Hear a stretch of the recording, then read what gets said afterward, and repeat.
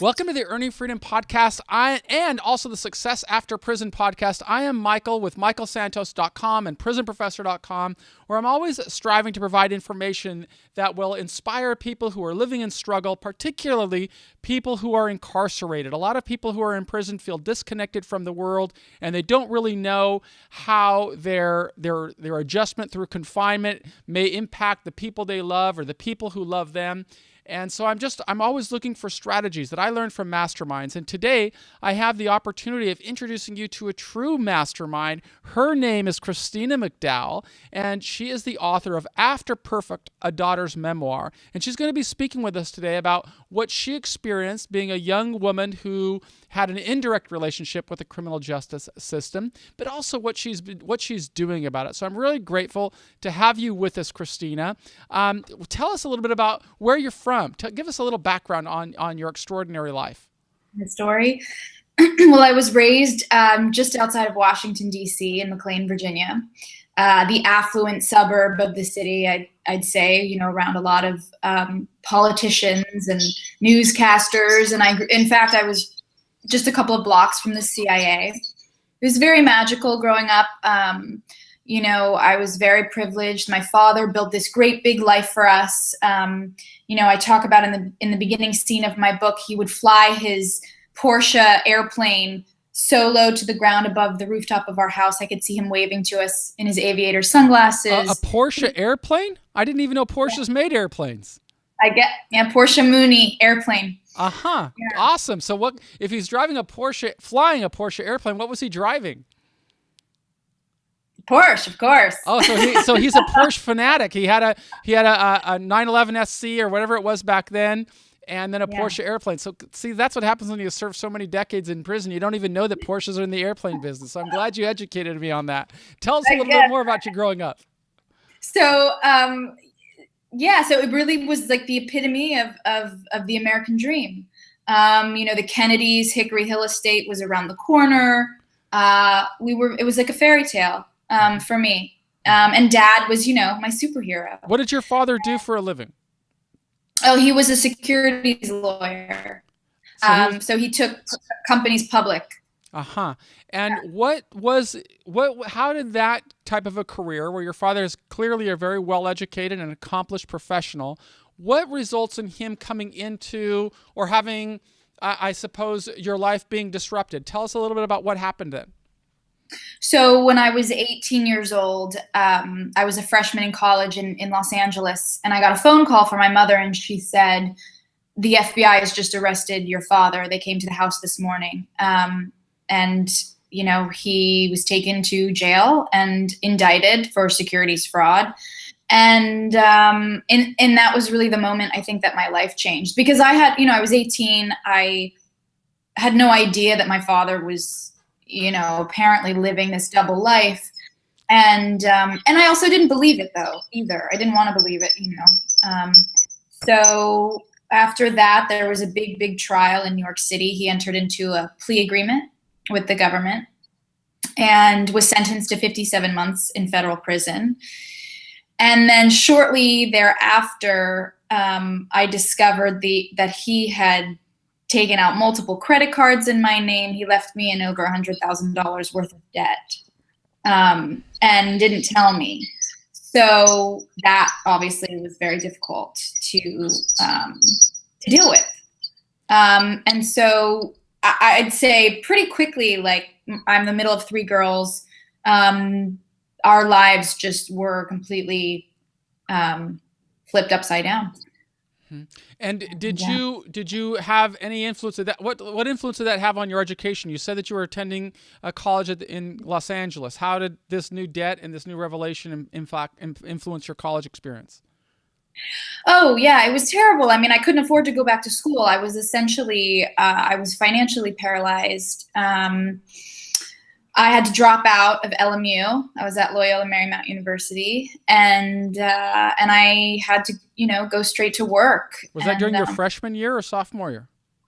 I completed my freshman year, so it was my sophomore year. So you had to drop out of school against your wishes and go into the workforce while your father was being prosecuted and brought into the criminal justice system. Do you know where your father served that 57-month sentence? Yes, he was first at a more like a camp in Nevada, but then they shut that down. And then he was transferred to Hurlong, federal prison in Hurlong. And then then they moved him to El Paso, Texas. Okay. So he went from camp to a low security prison then?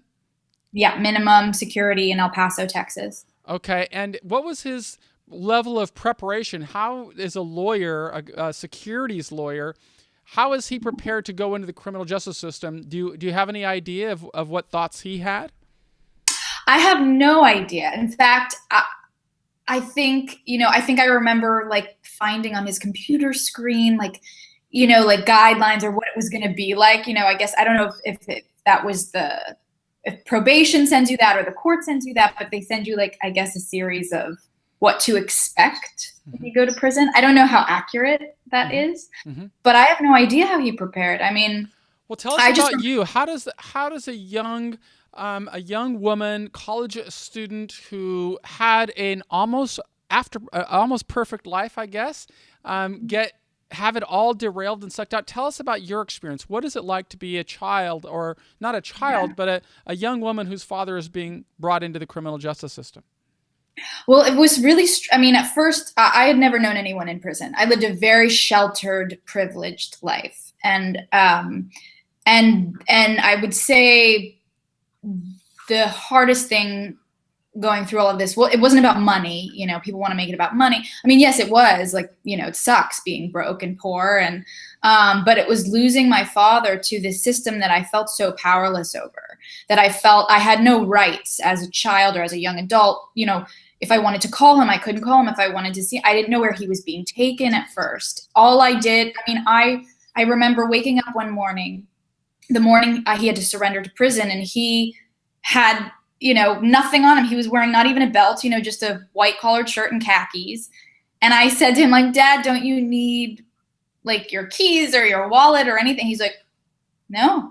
And then he just walked I drove him to the airport, and I saw him walk away, and then I had no idea how I was ever going to see him again or talk to him again or contact him. I mean, it was terrifying for, I was 18 or 19, but my younger sister was 14, and it's terrifying for a child.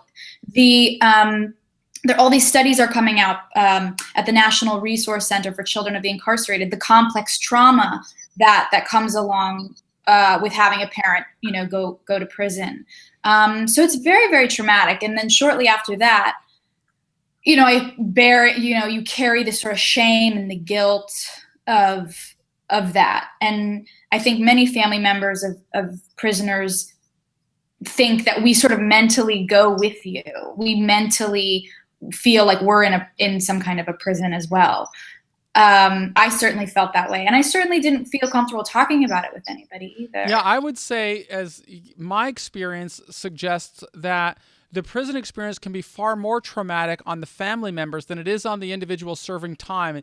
And a lot of people don't understand what I mean when I say that, so I like to elaborate. For your father, he was going into an environment, and the second he walked through those gates that separated him from society, he was very quickly surrounded by other people who were going through similar experiences. And so they could connect. Now, the Bureau of Prisons, it has different security levels. So where your father was, he was most likely around a significant number of people who were from a similar background, serving sentences of a similar length, and going through the exact same experiences of being separated from the people they loved, and knowing that the people they love are struggling, while they're simultaneously focused on, okay, I'm going to get in shape, I'm going to focus on teaching, I'm going to find some kind of way to recalibrate my life. And he's living a life, but you are out here in society without anybody to talk to, without anybody to comfort you. And so I really believe it's much harder on the family than it is on the prisoner. Maybe you can identify with that. Oh, absolutely. I felt there's a lot of isolation that happens for the family members, because again, they don't, it's not, it's a pretty hard world out there. We don't, you don't necessarily feel safe talking to your neighbor and saying, oh, my dad's in prison. I'm really sad today. You know, it's there's a stigma attached to that, and it's unlike a child who loses a parent to death, though it feels just like a death in a certain way. The same feelings of grief, but again, it's complicated, and so you don't get sympathy a lot of the time, you know, unless someone I think has gone through a similar experience. So I was very self-destructive. How that translated for me was drugs, alcohol, you know, very unhealthy relationships with men. I was acting out in all kinds of ways because I was in so much pain. And I don't even think I realized it had so much to do, or everything to do, with the fact that my father, you know, I felt so abandoned, and that I had no contact with him. And how about your mother? How did she respond? They were married for how many years, and how did that unfold? So that was also very, very difficult. They were married for, I think, close to 25 years, and what I thought was a really happy, beautiful marriage. And she left him. I mean, I think the betrayal was so difficult for her. The trust, you know, the trust I think built over all those years was broken. And so they divorced. While he was incarcerated. While he was incarcerated, yeah. And how did she cope with the rest of her recalibrating her life? It was hard. You know, my mother hadn't worked in 25 years. You know, my father was very adamant about her being a stay-at-home mom and, you know, being the sort of community organizer and putting on charities and events and, you know, things like that. And so she had worked on Capitol Hill when she was younger, had graduated from UCLA, but it was hard for her to get a job as a 50-year-old woman in the workforce, you know, who hadn't worked in so many years. So she struggled, you know, and she, you know, my younger sister dropped out of high school at the time. She ran away to Santa Barbara. I had ended up finally getting my own apartment because we couldn't afford to live in a 3-bedroom place. So my mom got an apartment with my sister, and then she dropped out. My mom met a man, and she remarried shortly after that. How has the family evolved since then? Oh, it's been a very complicated and long journey, but like I said, I have 2 sisters. We're pretty close. I mean, we've had our ups and downs, and I think no 2 people grieve the same way. And I think that's another thing about prison is that a lot of these family members, I mean, we're grieving, and people grieve differently, and they feel differently about it. I'm the person in the family that really wants to talk about it. I'm like, we have to talk about this. And my younger sister doesn't want to talk about it. You know, she doesn't want to talk about dad, and she doesn't want to talk about prison. Have you been able to reconnect with your father, or do you have an estranged relationship now? It is totally estranged. He ended up, unfortunately, getting out of prison and going back to prison a second time. The system, it's not set up to rehabilitate or to change you he got out, and he was worse off for whatever reason. He couldn't. What did he do when he got out? Do you know what kind of career did he do? Yeah, he broke probation, and he traveled overseas for business, I think. But what kind of career did he pursue when he got out? Back in a legal profession or money profession or something along those lines? Yeah, finance, money. Uh-huh. And he went back to prison. Is he still in the criminal justice system? I don't believe so. I believe he got out maybe 3 years ago. That was his second time when he got out. And then I think he was on probation for 3 years, so he must be off. But I actually I don't know where he is. I have no contact. The salient point here for our listeners that I hope that you see a takeaway is how a prison experience can not only derail your life, but it really can derail your family's life. And that's what we're listening and learning from Christina McDowell. She's written a memoir. It's a best-selling memoir published by Simon & Schuster, really impressive publishing house. It's called After Perfect, A Daughter's Memoir. I'm going to see if I can share the screen with you so that we can let me see if I have enough technological skills to share this screen, because I'd like you to see the memoir itself. Okay, great. I've got it on the screen. Let's just hope it's recording. If not, I'll drop it in here on the edit. But I'm so grateful to you for coming on to our program and talking with us about what you experienced, Christina. Is that all of this detailed in this book, After Perfect, A Daughter's Memoir? Yes, all of it. My whole journey to, I'd say the major themes in the book are forgiveness, accountability, very much about, it's a story of loss and redemption. At the end of the day, I'm not perfect. I had to own up to my own mistakes along the way, and come to a place where I could no longer blame my father, and had to really reach a level of forgiveness and love. And how did you do that, Christina? Because I'll tell you, I often state that, prison can just be the context of our story. It certainly is the case with me. The prison experience of serving multiple decades in prison, it's just part of my story. But the reality is, all of us as human beings, we all face struggle. We all face challenges.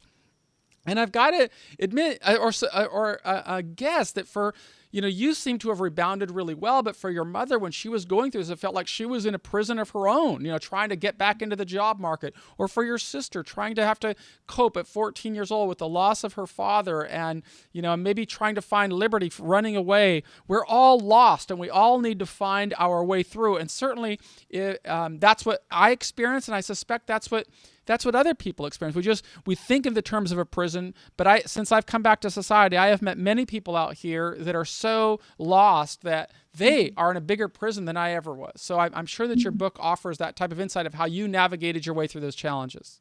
Oh, completely. In fact, all I was in for those, for that decade of my life was one big prison in my mind, and I think it's easy for each of us out in the world I think a lot of people probably feel like they're living in some kind of a prison. So, but how I got free from that was I participated in a victims workshop, a form of restorative justice, with the Office of Restorative Justice here in Los Angeles. I went with a woman who works with families of the incarcerated. And I traveled with her to a state prison, and I got to speak to fathers of fathers who are incarcerated, who have daughters, and I got to share my pain, and we got to have a dialogue, and they got to ask me questions about what they should do with their daughters, or how they, and they apologized on behalf of my. How did you advise them? How do you advise somebody who's in prison what he can do to ease some of the pain that a young Christina McDowell was going through? What I said to them was, because a lot of them were like, well, my daughter won't speak to me, and she won't. And I said, it doesn't matter. It's unconditional love. You're the parent. Just keep writing letters, keep reaching out. Even if you hear nothing, someday she might not be ready. She might not be ready to be in contact with you, but don't give up, because you're the parent, you're the father. And I'd say, yeah, just keep trying until the day you die. Just keep writing her, trying to contact her. Tell her you love her. Tell her you're sorry. Be accountable for your actions. And that's it. Then, you can't change other people. But you can always try to be better. You can always try to connect. You can always try to demonstrate your commitment to adjust in a way that reflects, hey, I'm in here right now. Maybe I made some bad decisions. I mean, some people dispute that they made some bad decisions, but regardless of the situation, you're in an environment where you have an opportunity to try and recalibrate your life and build something new. And that's an opportunity to try and demonstrate your love for your daughter or your wife or, people in society. It's an opportunity to start sowing seeds that will result in a more successful outcome. And I'm so grateful to people like Christina, who is working to advance this concept of restorative justice. Tell our audience a little bit about what is meant by that and about the impressive team of people you're working with. I think the concept of restorative justice, from my understanding anyway, and the very little experience that I have with it, is that we're so focused on, in the criminal justice system, the perpetrator, the person who's committed the crime, and we really need to give a voice to the people who've been harmed, our community, our families, And so it allows a victim, which includes a family member, to go in and to share their pain and their experience with an inmate or a person who's caused harm in the community or within their families. And so it paves way for a dialogue of not only accountability, but also forgiveness. And so it's a real beautiful, powerful thing that happens between human beings, and oftentimes, as you may know, the people who are incarcerated have been victims also. And so it allows them to, I think, look deeper into why they may have committed the crime that they committed, out of their own sense of pain or family, upbringing, or whatever the reason might be. So it's very powerful. It gets to the root, I think, of why we do what we do as human beings. When we talk about forgiveness, we all want to experience forgiveness, and we all want to forgive. But I think that what's really important for people in prison to accept and understand is that we can advance that concept of forgiveness when we work to demonstrate our commitment to reconciling with society, to reconciling with our victims, to reconciling with the people that we love through our efforts. And those efforts may be manifested by the books that we read, by the programs we're participating in, by the efforts we are making to build credentials, by the introspection that we're able to articulate. I mean, here is Christina McDowell, who was traumatized by the prison experience when she was only 19 years old, but rather than burying her head in the sand or under a pillow, despite having to incur $100,000 in debt, despite having to drop out of college, which she probably dreamed of going through for years, she has chosen to relive all of this pain by writing out her memoir, After Perfect, a daughter's memoir, forcing herself to live with the pain, but also saying what she's learned from it, how she can try and be better, and how she can work to contribute to the making of a better community, not only for her own family, but for people she doesn't even know, people who are in prison. And that's why I'm just so grateful to you, Christina. And I know you're working with another team that's doing work for children. Tell us about that, please. Oh, yeah, it's incredible. Well, I am recently, I've come on board with Amy Friedman, who's an author who has her own experience with prison. And she has founded a school club called POPS, which stands for Pain of the Prison System. And it's a club that's it started originally at Venice High School in Los Angeles for any student or kid who has been touched by prison. And a lot of them have parents in prison or siblings in prison. And what it is they come during the lunch hour once a week, and they talk about it. They write letters, they'll write essays, or we'll have speakers come. You would be a good speaker to come and talk to them. And it's really a place of support where they don't have to feel alone. And it rids the stigma and shame and isolation and all the things that we feel as kids who have been touched by prison. And I think really what it will do is their grades are going up. It's gang prevention. It's incredible. Like, these kids are just the ones who are coming back are just flourishing now, and they're going to college, and it's amazing. It's really an amazing thing. And it's starting to spread throughout the entire country. We want one of these clubs in every school in America. So you'd said right now that it started at Venice High School. And what role are you having in advancing this concept so it does realize your dream of getting this across the country and into high schools, particularly where students have a family member or who have been touched by the criminal justice system? What role are you taking, and how are you doing it? Well, it's so new. I'm taking on every role that Amy needs me to. So whether it's fundraising or finding volunteers who want to come, or finding sponsors who want to come and sponsor a class, that means teachers at the school, a teacher who's willing to use their classroom. That's finding food sponsors, because we provide lunch for them during the lunch hour, because we want them to feel comforted and warm and taken care of. And so there's a lot of moving parts. And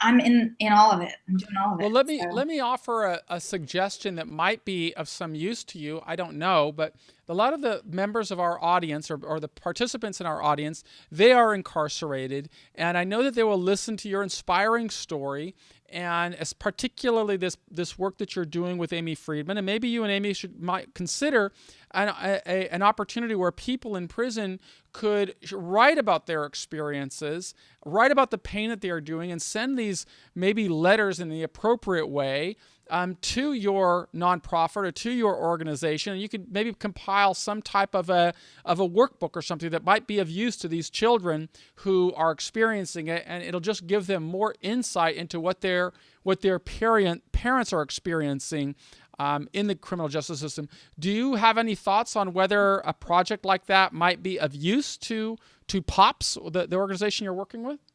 Sure. Yeah, I think absolutely. I know for me, personally, my own experience was my father did never really talk about his experience inside of prison. And maybe he was doing it to protect me on some level, but I certainly was very curious and tried to do my own research. And I think that's another reason why I do what I do and want to help. But I think there's a lot of demystifying of what it is that could be helpful and make it less scary for the child.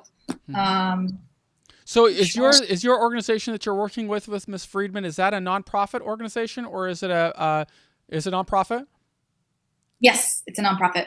Okay, well, I'll try and get the contact information from you after our interview here, and I will include those in the show notes. And if somebody wants to write, if it's okay, they could write to the nonprofit, and those letters may be of value in inspiring a young person who's living without hope, who's living with the incredible loss of being separated from a father. That might help, I hope, people who are in prison that feel isolated and separated from the world. It'll give them a connection. They may get a letter back. They may not get a letter back. But just the art of writing and sharing experiences can be cathartic and therapeutic. And it's always my goal to share. Those were strategies. I can't tell you how many letters I wrote when I was incarcerated, trying to build that bridge to society and connect with people like Christina and others who are caring and just want to build a better world. And to the extent that we can participate in that, we feel stronger. So I want to thank you for giving us this opportunity, Christina. And thank you so much for the service that you're providing. Thank you so much for having me. This was such an honor. Thank you. We're coming to the end of our episode here, and I know your time is really valuable, but let me just ask a little bit. Is there something that I should have asked you that I neglected because of my poor interviewing techniques? No, your interview was amazing. And in fact, because of, I think, my upbringing and all of that stuff, people really want to talk about money. And I'm like, yeah, but the story is not about money. It's not about, this is about loss. This is about me having lost a father to the prison system. I mean, I really stress that these are the themes and the thing that I love to talk about the most, how I was impacted by his incarceration. So thank you. And I think this is the best. Yeah, this is my favorite thing to talk about. So a lot of people. I appreciate you sharing your story with us. And I will have show notes with a link back to contact information for, what is the name of the organization again, Christina? POPS the Club. POPS the Club. And I will also have links to the Amazon page where you can get a copy of After Perfect, A Daughter's Memoir, which is the inspiring story. There we go. Which is the inspiring story by Christina McDowell, a young woman who faced the traumatic experience of having a family member incarcerated and yet overcoming it through her own grit, determination, and her deliberate pursuit of success. So thank you again for sharing your story with us today, Christina. I wish you all success and happiness and fulfillment with the rest of your life. Thank you, Michael. All You right. too. Bye-bye. Okay, so that was awesome.